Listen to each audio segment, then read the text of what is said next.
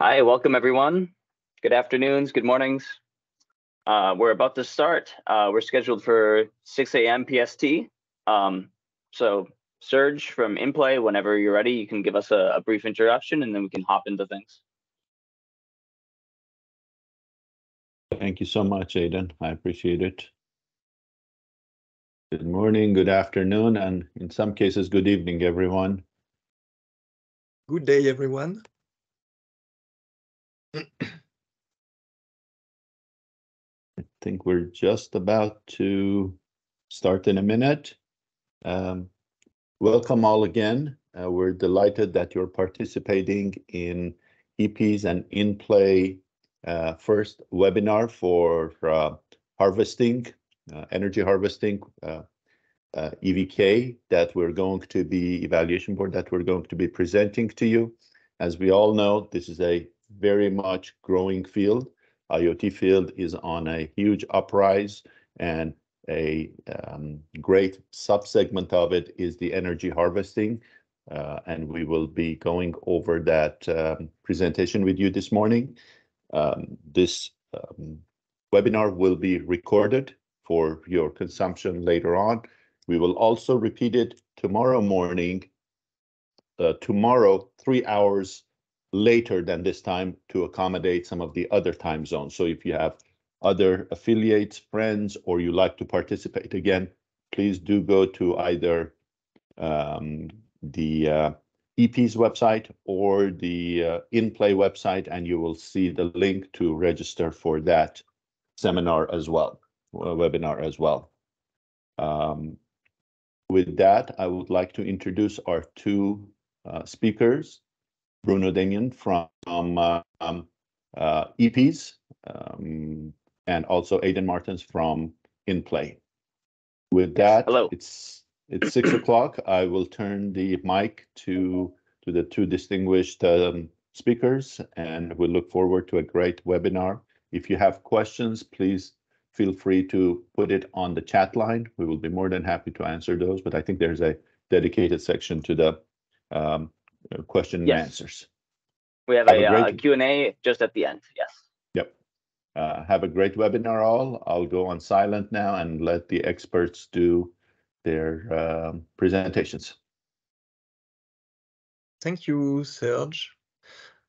Thank you, everyone, for joining. So my name is Bruno Damien. I am Ecosystem and Partner Marketing Director at EP's, dealing with the PMICs from EP's and what is surrounding them, wherever they are, whether they are energy harvesting source or storage element, or in the case of InPlay, the application layer of energy harvesting.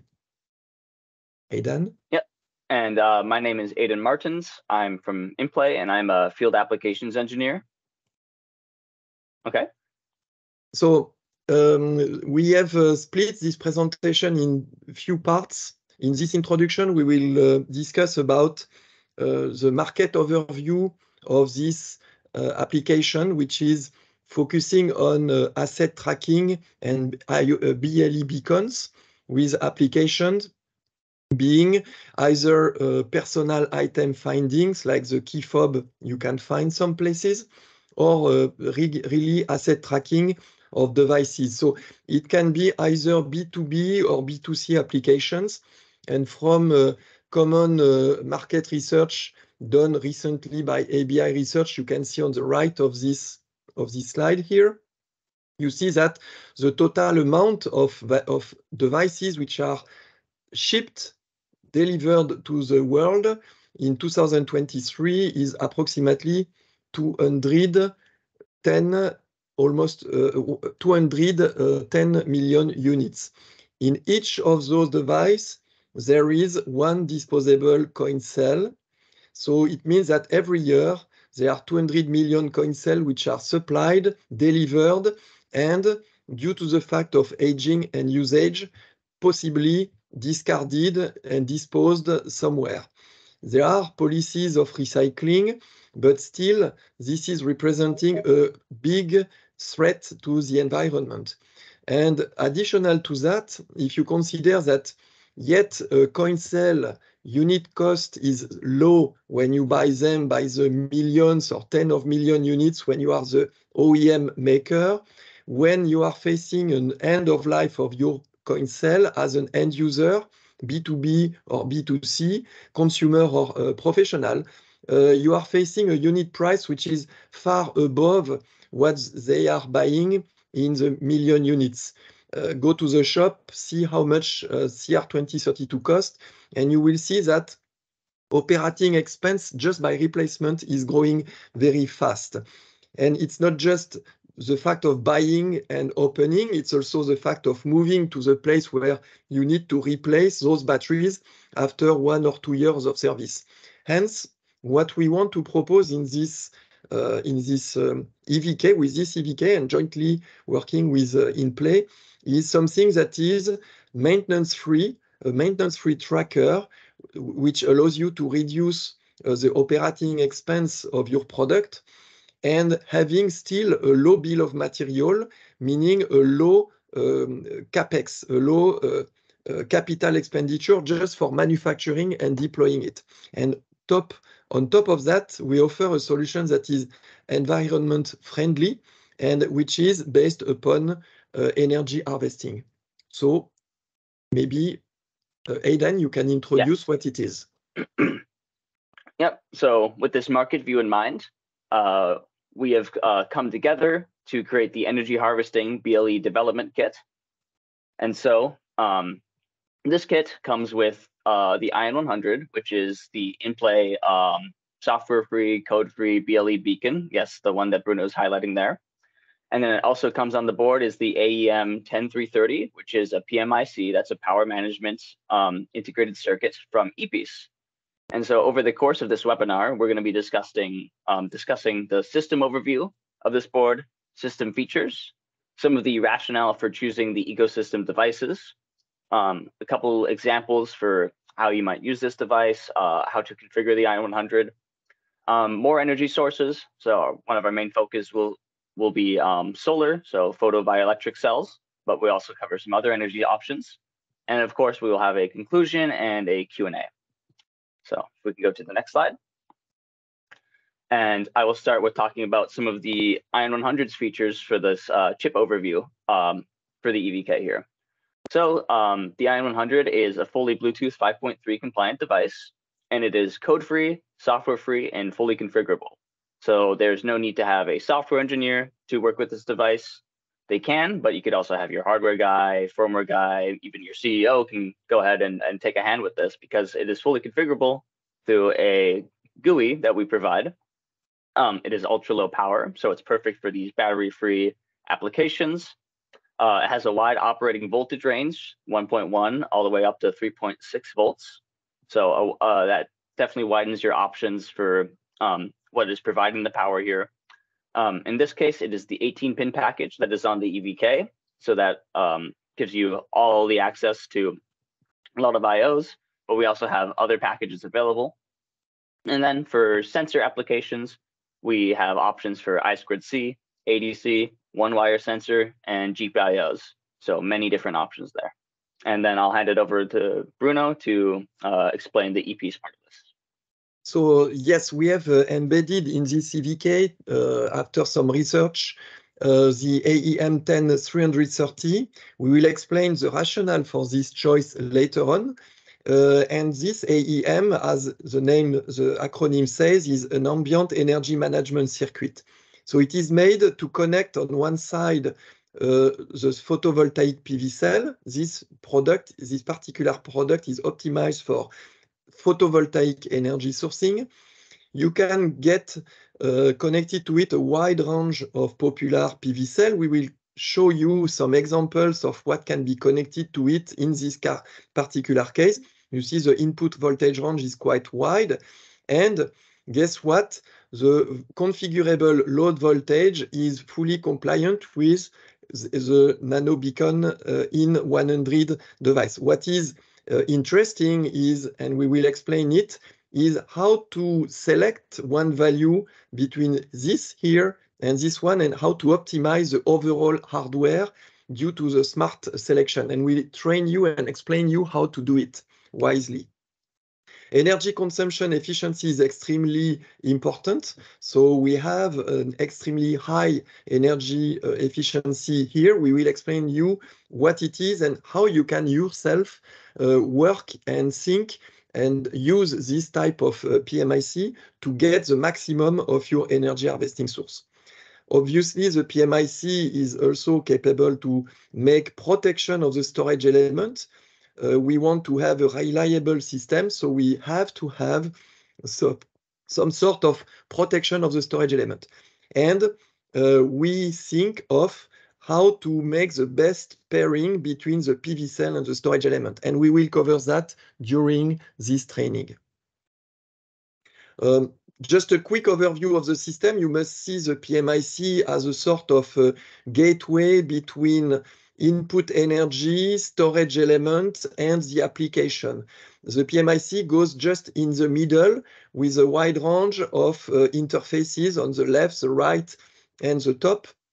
And it is interesting to see that the EVK we propose to you here has those components all available in a miniature format and is configurable in many ways.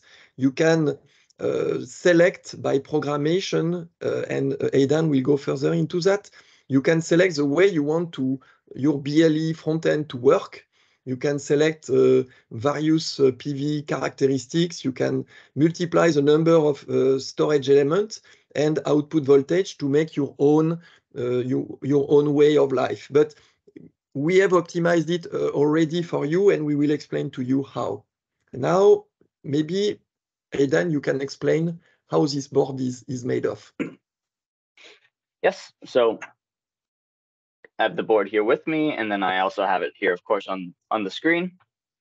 And so you can see all of the IOs that we have available. So this is access to the various IOs of the IN100 on the left and right there. So this could be where you connect up your sensors, things to the ADC, anything you're doing with the GPIOs. So say if you're testing an application where you press a button and you want it to trigger the IN100 beacon, you can go ahead and test with those IOs there. We have the connection for the storage elements, which is JSTO. So you have the ability to connect up your supercapacitor or your rechargeable battery into those pins there. On the other side, we have the energy harvesting source, that's JSource, right? And so that would be your voltaic cell, for example. Indoor PV cell is a great option. Of course, up at the middle there, as we showed before, was the IN100. And then the ePiece AEM 10330 down below. And then we have some pins available for connecting to the programming board. So this is how you would talk to the IN100 through its UART. And then pins available for measuring the current of the IN100 and also applying external power that wouldn't necessarily be from the board if that option is up to you. And then I will hand it over to Bruno to explain the back of the board. So on the back side of the board, you have many configuration setups. All of them are just 0 ohm or solder jumpers. So it's really easy to move a little resistor, a 0 ohm resistor, or put a solder jump here and there. And with the help of the datasheet of the PMIC or the user's guide of the module that we provide you a link here, you can easily reconfigure, modify the default setting we have in order to test your own configuration if you want to escape from the optimized proposal we have. Obviously, if you want to change the PV or the storage element, you may want to change protection schemes, MPPT ratio, all the things which are doing this PMIC very, very efficient. In the next slide, we give you the system important aspect of this EVK. You have seen it is quite small in terms of size. I have it in front of me as well. You can see that the form factor is less than half a credit card, but it can be further optimized. And the beauty of this EVK is that it has a very small bill of material. not only in terms of component numbers, you only have one chip crystal for the Bluetooth device, you have two small capacitors. The antenna comes free of charge. It's a sort of 1-inch wire that you can plug into the SMA connector. Remember, there is no antenna tuning. That's the beauty of IN100. No complex antenna tuning, very simple hardware to the PCB. No costly capacitor for RF. Really cheap bill of material on the Bluetooth side. And on the PMIC side, similarly, you have just one SMD coil of low cost and three capacitors which are SMD, and altogether you have a small amount of component. Due to the fact we have very small energy consumption, we also survive with a mini storage element, a mini photovoltaic cell, and all over you have a very small PCB footprint, which allows you to make a very cost-effective and very small design. So just to give you an idea where we come from and where we led to, if you wish today, you can purchase those EVK separately. You can purchase a genuine IN100 EVK. You can purchase a genuine PMIC EVK. Combine them, work them with a wrapper, and make it work. But we wanted to go a step further, allowing you to have something that is more integrated and closer to an end application. And what you can see here is how small this board is, how little are the component number all around, and how tiny the energy source are.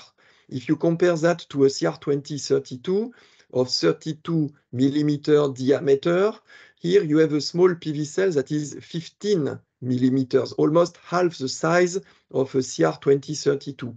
And here the miniature storage element here is a size of a fraction of a match. So you see how small it is. Together, we have no compromise on performance as we display an efficiency of 90%. So if we want to go further down the rationale of all this analysis, we explain you here that with the PMIC families of EPs, you have always two choices. Either you select what is shown on the left, a product that is a storage element charger, which means that you take energy from the energy source, you modify it, you transfer it to the storage element, and the storage element is used as a direct energy source to the application. In that case, the regulation of energy must be carried by the application itself, and in that case, it is an LDO-based regulation. It is having a drawback of having low energy efficiency. There is a variant of this PMIC, which is the one we use in the EVK. It's AEM10330, and this one has an embedded DC-DC regulator. And all of you know electronics and the fact that a DC-DC regulator is much more efficient in terms of energy than the LDO. So we use it, we use the embedded one to supply InPlay 100 in a way that is as low as possible. So we reach a voltage of 1.1 volt, which is very close to the core supply of the Bluetooth chip, so that we have higher efficiency and, of course, longer operation lifetime in the dark, which is what we want to achieve. The other key element of choice and rationale we want to expose to you when designing such type of complete solution is energy conversion efficiency. How you manage to get the maximum of your energy harvesting source, the PV cell, and how to get the maximum of this energy to the storage element. So what is done here is we take one element of the datasheet of the device, you go straight to the end of the datasheet, and you find such type of plots with energy efficiency as a function of the voltage of the storage of the PV cell and as a function of the storage element voltage here. And what we want is, let's go at the 90% conversion efficiency from PV to storage. So definitely it gives us where we want to be in our operating point. And if you go to the next step, you see that the plot is the orange one. It is the one of a storage element that is a typical operation of 2.3 volts. And if we want to stay in this area of 90% efficiency range, this means that our PV voltage, MPP voltage, is to be above 2.8 volt, going to the up to 4 volt. And this will drive us in the choice of our PV cell and our storage element. So we go to the conclusion that we have to have an MPP of the photovoltaic cell in this range. With some simple computation, we say that the number of elements of the PV cell must be 5, 6, or 7, which gives us a choice, a range of product that is given here. So you see, you can select the one PV you want, be it organic here or here, be it amorphous, like here, or polycrystalline here, or another compound here. So you really have plenty of type of PV cells which can fit your critical indicators. If you want to be organic, you can. If you want to be small or amorphous, you can. If you prefer to work with one or the other, it's up to you. Just plug and play. All those PV cells are qualified to work with the EVK. Similarly, you remember that we mentioned that at 90% efficiency, the storage element must be having a typical voltage of 2.3 to 2.4 volt, which give us a range of operating of the storage element which correspond to, this is listed in our datasheet, to dual cell nickel metal hydride or lithium titanate based storage element. In the LTO family, you have two choices, NGK NRCERA product or Nichicon SLBs. All these devices have a full range of capacity, so you can do really whatever you like in terms of capacity choice. We have today selected a small one. The smallest one of the range is enough, is good enough. And if you want to go to the nickel metal hydride rechargeable batteries, no change of programming of the EVK. You have just to go at this supplier, and also it gives you a wide capability of combination of the EVK, just straight out of the box. Of course, if you want to go further down the road and select other storage elements, whatever they are, supercaps, lithium, or whatever thing, you can go further down the road and modify the programming at the backside of the EVK and fit with those elements. That's for the power supply element and the section that is related to the PMIC. Now I hand it over to Aidan for explaining what's going on the Bluetooth side. Yes, thank you, Bruno. And I will go ahead and take control as well. Okay, so let's talk about the IN100 and all the useful things you can do with this device. So the IN100 is a TX-only device, that's transmit-only device, which makes it perfect for beacon applications, asset tracking applications. That's why we're able to get it so small and so power efficient. So as we've been used throughout the market, we found more and more applications for the IN100 as we go. So some simple ideas would be patient tracking. For example, something like a wristband in a hospital. This would also apply to more expensive equipment, say like a MRI machine. We've had applications where we have livestock tracking and temperature sensing, where it'd be an ear tag that goes on a pig to tell how much temperature its body is at. And then a water flow meter also to tell how much the pig is drinking. And then that goes over to things like leak detection.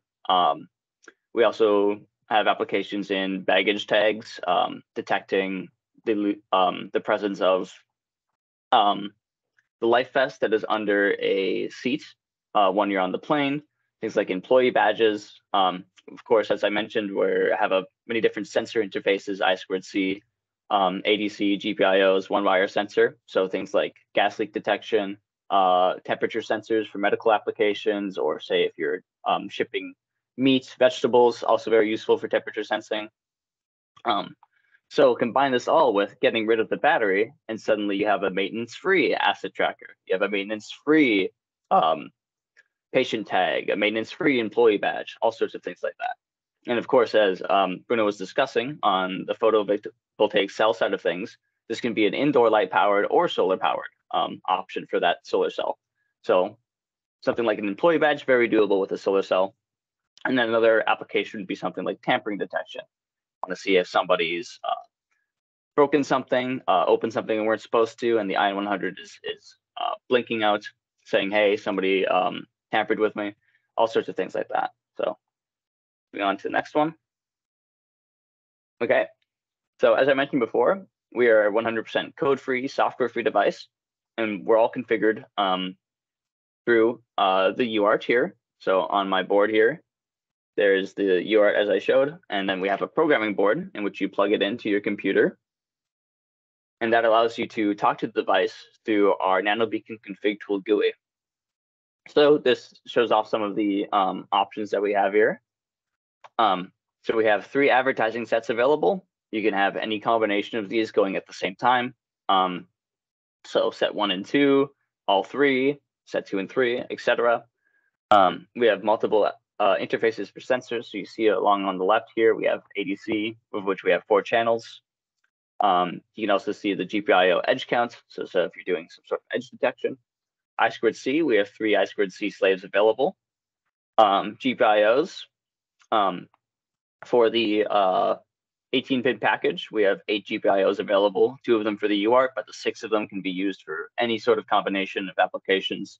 So edge detection, triggering an advertising set, outputting a square wave, for example, one-wire sensor control, a square wave output. And then we also have options to test the RF characteristics of the device. So this would be very useful for, say, FCC testing, or just to understand more about our device's capabilities.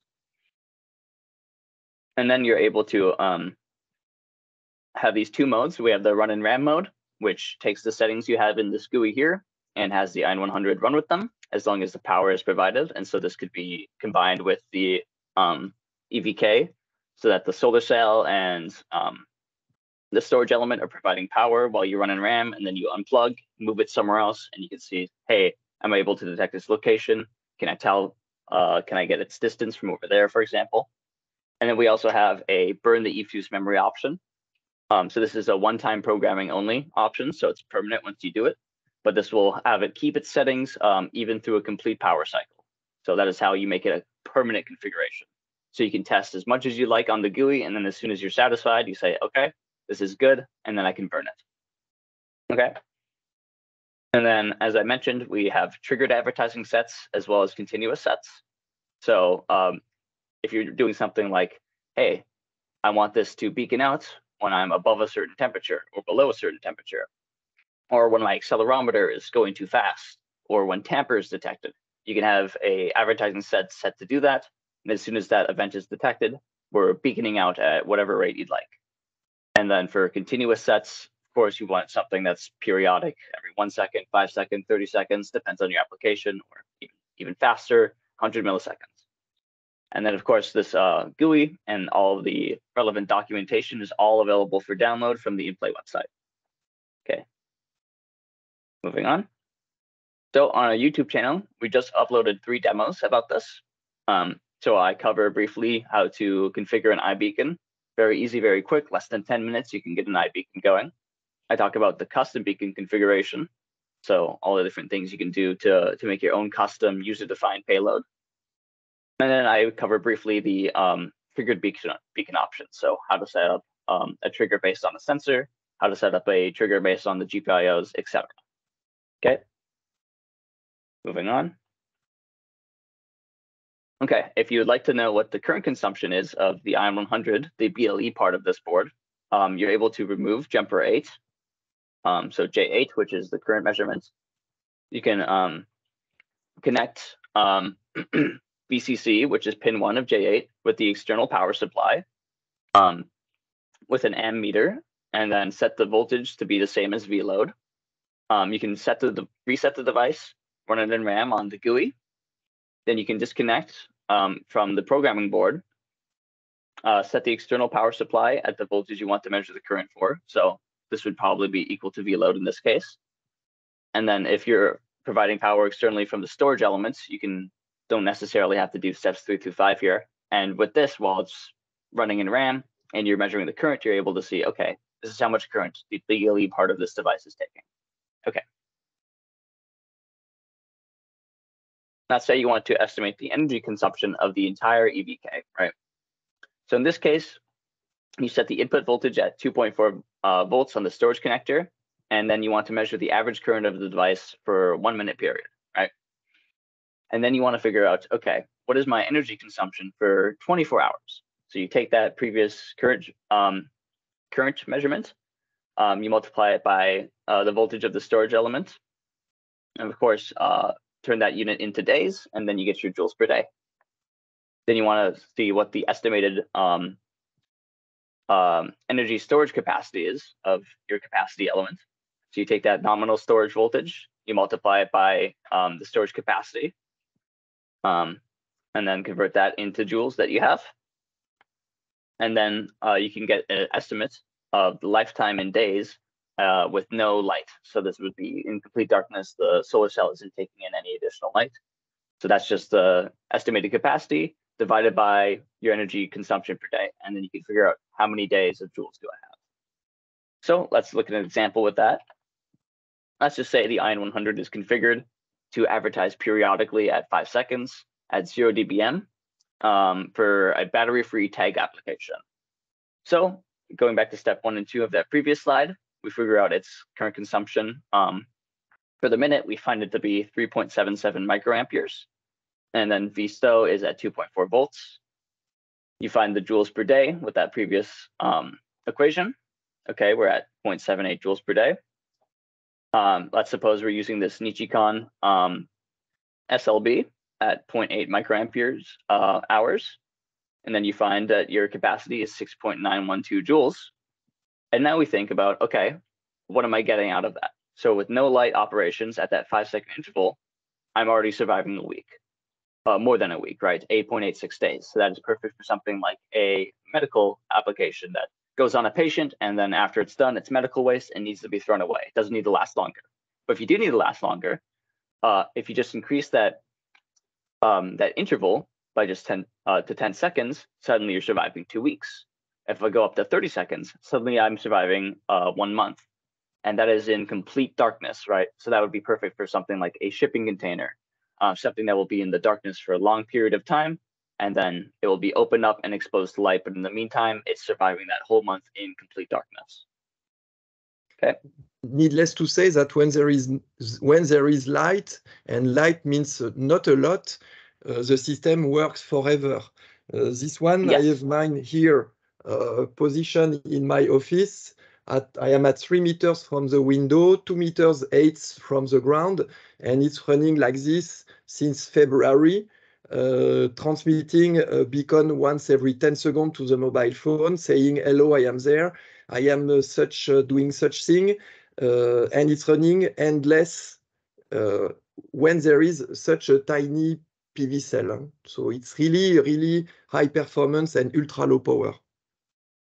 Yes, exactly. So this example here is just considering a situation where it's in complete darkness. But without darkness, when you have that light, we're surviving much, much longer than this, forever, right? Yes. Okay. Exactly. So we do have an app, which is the InPlay BLE scanner. This app is available for Android and for iOS. And this allows you to filter for BLE signals very quickly, right? So you could filter by name, the Bluetooth device address of the beacon, also filter by company ID, manufacturer data, company name. And then we also have a very special feature in which you can load in the config file. We have a QR code that you can scan on the NanoBeacon config tool GUI, and you can load that into the app. And what that allows you to do is have the app filter by a specific config file match only. And it allows you to use the app to have notifications sent to your phone when a triggered beacon is detected from that config file. So this allows you to do very useful testing for triggered events, right? So if I want to see, did my beacon accelerometer violate a threshold? Did it move too fast for, say, some sort of bump detection system? I can see on my phone, do I get the notification that the beacon is now advertising when it wasn't before? So it allows you to alert yourself to these different events. And then we have a detailed view, which shows the predefined data and puts it into readable sections. So it allows you to see what voltage you have, internal temperature sensor, advertising count, etc. So it allows you to get the data very easily. And you can, of course, export this out. And then, as I mentioned before, you can filter by results that match your configuration file. Okay. And then I will hand this back over to Bruno. Yes, thank you, Aidan. So the next step now is, once you know the system is working fine with PV, with a storage element, with IN100, you may say also, I would like to explore other energy sources than just photovoltaic. You cannot do it with the present EVK as it is integrated, but you can get back to the genuine standalone EVK from InPlay and connecting it together with a standalone genuine EVK of EPs. And as a summary here, you see the number of energy harvesting source that you can interface to this device, to the IN100, by using different variants of EPs PMICs. So you can harvest from RF, you can harvest from thermal electric generators, you can harvest from pulse generators, and all of them here have their specific PMIC and EVK, allowing you to feed the IN100 device. And just as a proof of concept, there is a cooperation between Energus EPs and Energus and InPlay that has been already shown and released earlier this year about how to use wireless energy or RF energy harvesting for feeding an IoT device. It is not the ambient wireless energy that you can find from your Wi-Fi router. These are specific transponder of energy running at 900 megahertz, but yet 900 megahertz, 3 to 4 meters, you collect approximately as much energy as a PV cell at 200 lux. So you can see that you can vary the taste and vary the source of energy harvesting thanks to combination of work of EPs and InPlay. Now, where to get this beautiful, nice kit? It's now available on DigiKey. We provide you the link here. It is provided, maybe you can explain what is available in the kit, Aidan? Yes, so available in this kit is one of the development boards here, and then it comes with the IN100 programming board to connect and to program the device as well. And there is a user's guide that fully details all the pinout, configuration options, and so on and so forth. So we are close to conclusion here, and we would like you to prepare some questions if you have. We are ready to answer them. The conclusion of this really is to explain that with this EVK, you have the possibility and the capability to demonstrate how to connect a small PV cell and a small storage element together with a PMIC and a Bluetooth device to create a low-cost, configurable Bluetooth front-end, Bluetooth beacon. ultra low power and code free, very simple way to program. You can use default recommendation of energy harvesting setup, but you can also explore further down the road if you have some ideas or if you have specific ideas in mind. It's an everlasting operation in low light indoor conditions. If one of you have questions about this, we have tested it in a very low range and very hard, tough, harsh environment, indoor environment.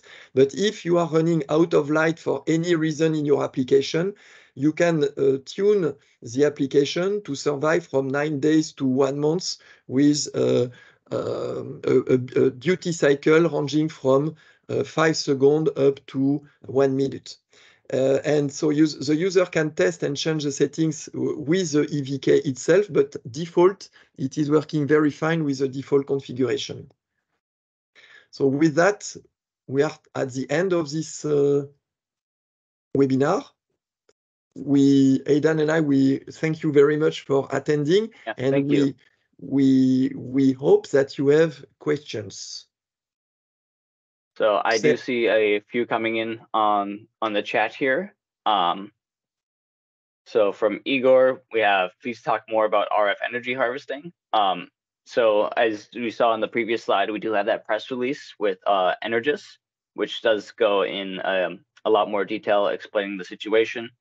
And then Bruno, if you have anything to add, any additional info about the RF energy harvesting beyond what we showed on the slides for the different options on how to set that up. Yes. So yes, just one comment here, as I said before, you do not harvest for ambient Wi-Fi signal or ambient cellular energy that is unfortunately not enough and so seldom that you never get enough to power any energy harvesting device. You have to have, like Energus does, a dedicated power source that is transmitting energy in the air from a 1 watt 900 megahertz transceiver. You transmit energy, RF energy, and you can harvest it with a specific harvester scheme using both the PMIC from EPs and InPlay product. That's to give you a nutshell. There are other questions I see. Yes. So you also addressed that next question from Mihai. Can you use the RF from the beacon to also get back that energy? No, as Bruno mentioned, it has to be the dedicated sender and receiver. And of course, it's 900 megahertz, while the IN 100 is advertising at 2.4 and the 2.4 bandwidth, right? Okay. Do you have sound-based? So this is from Avi. Do you have sound-based energy harvesting for this voltage requirement for Bluetooth? I am currently unaware of a sound-based energy harvesting device that would work with this. Bruno, perhaps do you know anything about sound-based energy harvesting? No, I don't know, Okay. but if we have an harvester that is capable to harvest from sound, exactly. I am very curious to see it and to test it for sure. Ravi, don't hesitate to connect with us. Yeah, absolutely. Just for your information, yes, complementary information, both InPlay and EPs, we do PM electronic ICs. We do integrated circuit. We are not doing the pure transducer from ambient energy, whatever it is, to electricity. Those topics are covered by the energy harvester manufacturer. In that case here, PV manufacturers. TEG manufacturers also interface with our products. But we are not doing that. We are doing PMICs and Bluetooth chip for interfacing with those raw harvesters. Yeah. We have a question from Clement, and this one looks like it's for you, Bruno. So yes. Yeah. It's a good question. So in this architecture, if I go back to slide here, to this slide here, what we have selected here is to use a buck architecture. which means that our PV element voltage is higher than the storage element voltage. So we are clearly in a buck DC-DC converter from high to low voltage.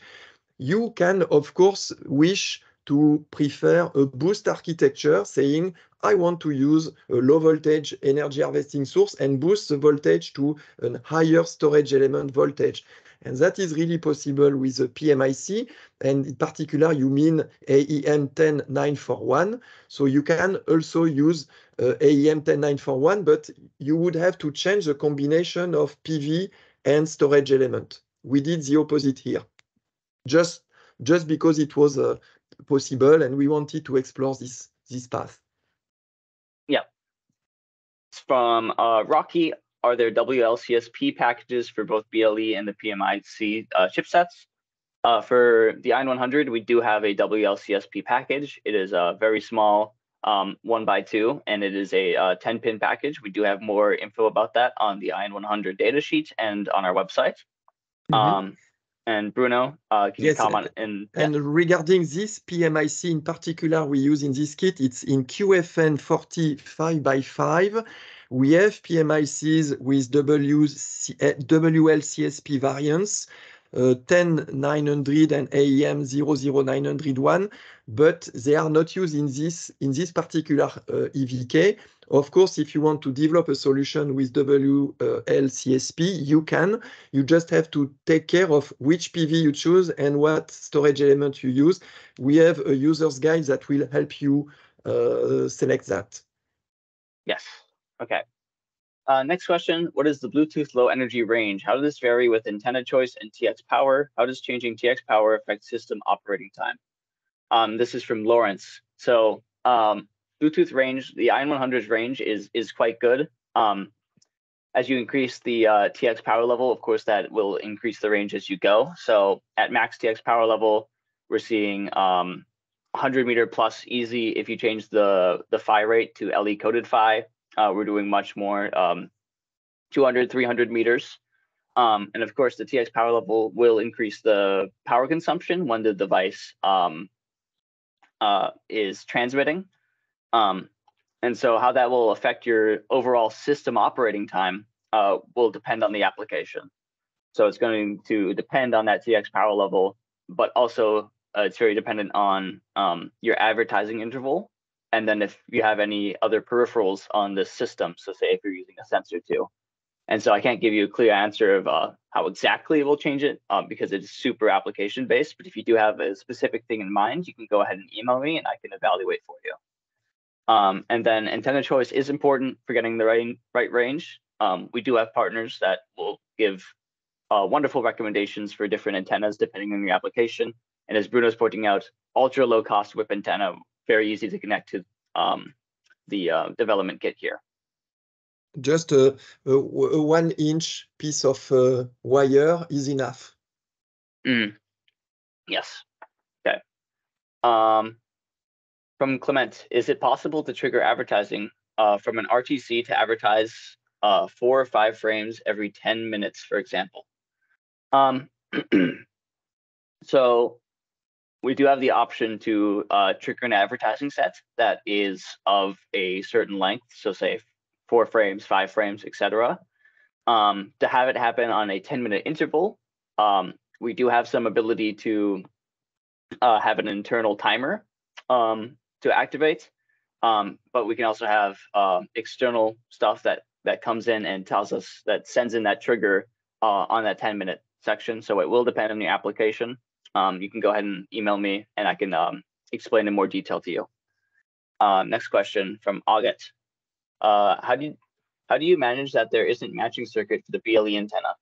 So the antenna matching is done on the chip for 50 ohms impedance. So as long as your antenna has a 50 ohm impedance, it will work with the IN100. If it has a different impedance, you will have to do matching, but as long as you're 50 ohms, it's already taken care of on the chip. Okay. Next question from Amit. Have you explored kinetic or vibration energy harvesting for industrial, motors, etc.? Predictive maintenance use case. How effective is vibration energy harvesting compared to ambient energy harvesting? Yes. Yes, So, Bruno. Yes, so Amit, yes, we have explored, and more than that, we have implemented kinetic energy harvesting with different sources, simple magnet moving into coils. Those work fine. You have different suppliers of harvesters that provide such type of sources. And we have, as shown in our product selector guide, various PMICs that are made for pulse generations. Here, you see we have 4 devices we are capable to support this type of energy sources.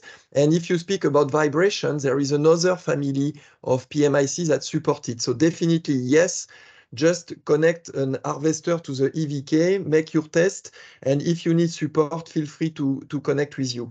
Your second question is, how effective is vibration energy harvesting compared to ambient energy harvesting? So if you speak of light, of course, light is really, really the highest available energy source. But it can be that in some specific use cases, like a dark element inside a train, you want to get some energy from a very hidden position where there is no light. Vibration could be a solution. All right. Next question from Richard. What's the cost of the IN100 main board and its programming board? Will EP's distributors be allowed to sell these boards and also the IN100 chips? So the boards are not sold separately. We're selling them in the evaluation kits, and those are available on DigiKey. Bruno, do you happen to recall the price of the Energy Harvesting EVK on DigiKey at the moment? I think yes. It is less than 100 euro. I guess it is in the range of 50. I would not like to say stupid things, but I guess it's about 50 or so. We can go to the link. We can go to the link here. You will see it. Lead time is 1 week, so you can get it right away. We'll get back to you. We will get your answer. I am following the link right now, so I can follow up with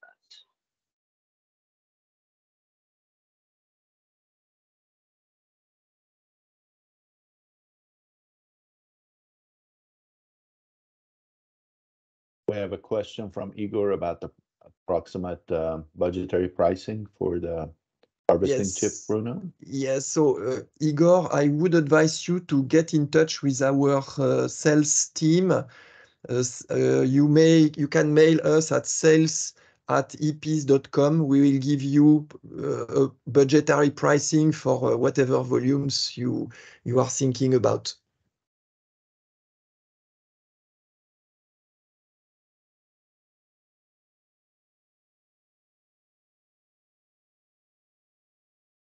Yes, question is, please provide a link to the replay of the call.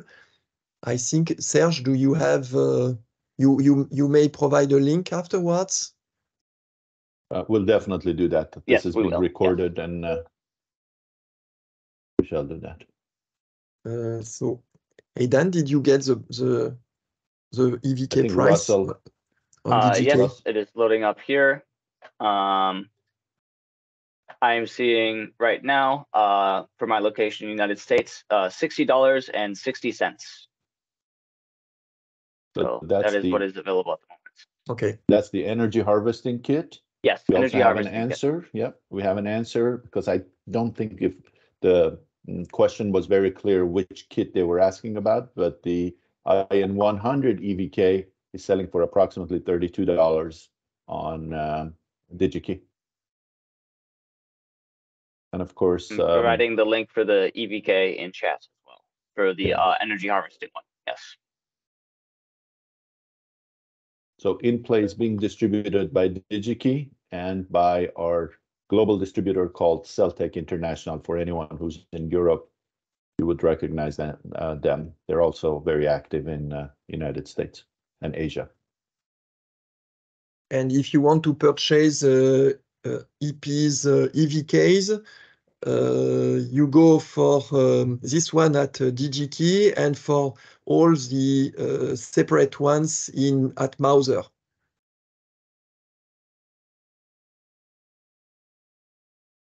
As far as contact details are concerned, yes, of course. We can write you our email address. Aidan, if you want, I can also write mine.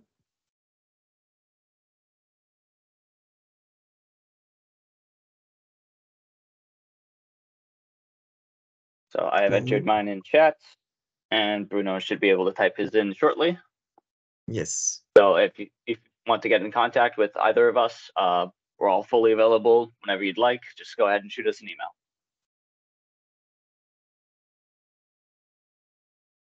Are there any other questions?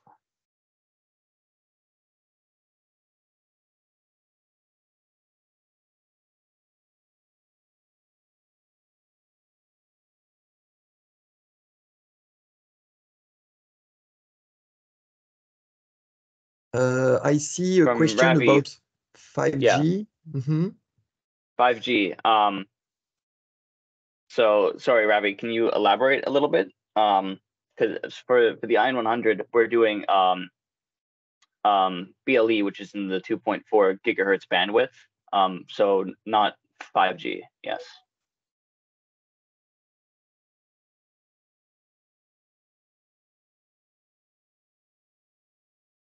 Okay. Transmitting.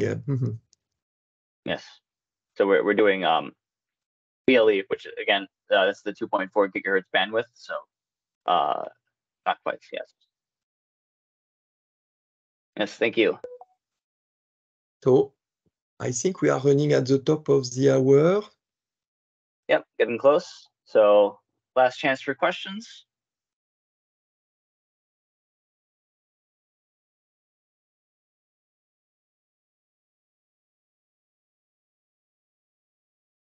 So we wish you a very good evening or morning. Thank you very much for your participation and lively animation. One last question from Igor. IN100 supports all BLE 5.3 functions. We support all of the primary 5.3 functions to be compliant. Some of the optional functions, some of the optional stuff we do not support. So if you have a question on any specific functionality, go ahead and shoot me an email. I'll be happy to elaborate on what we can and can't do. Okay, so maybe it's time to say bye-bye. Yes, I believe so.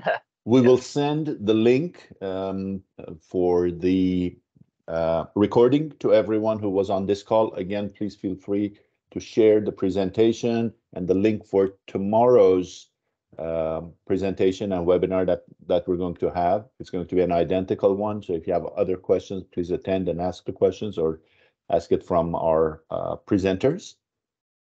We're looking forward to engaging with each and every one of you on your projects, and please do not be shy. You have all of our contacts, and we look forward to great engagement with you all. Have a great rest of the week and a great holiday season. We are available, and we'll be more than happy to support you with any questions you may have. Thank you very much. Bye-bye. Yes, thank you, everybody. Goodbye. Thanks for attending. Bye-bye, everyone.